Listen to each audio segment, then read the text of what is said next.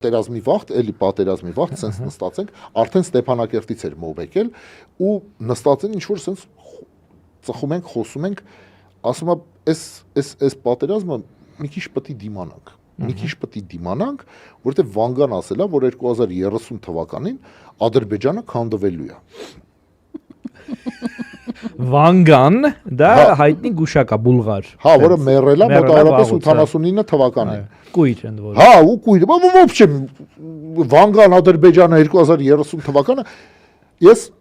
տենց դեպքերում օբշի նախընտրում եմ լսել, чтобы не спугнуть, որտեվ ես հասկանում եմ, որ էսի են լավ խոսակցության սկիզբն է, էլի, այն չալաղաջը հետո է ալնելու, էլի, կարևորը ըստ այդ այսպես քրտ չլինի, էլի, այդ սա պատմությունը, ու այսպես ռեխս փագա, այսպես ծխում եմ։ Ու մեկ էլ կողքից մեկ ասում է դու հում աննասուն չես։ Ահա։ Ես այսպես ունքս բարձրացնում եմ, նայեմ, որտեվ քննադատական վերածել много чего можно ожидать на передовой, но критическое мышление не самое частое. Да? Что-то, что можно увидеть. Ինքը ասում է 2030-ին Թուրքիան է քանդվելու։ Ադրբեջանը 2035-ին է քանդվելու։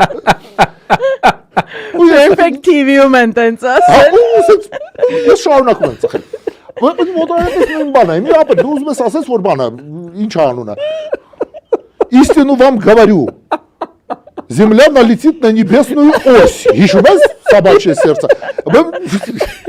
Եվ այնուամենայնիվ, и тем не менее, լավ, նայ։ Ու հիմա ինքը քեզ կպատմի ինչա լինելու։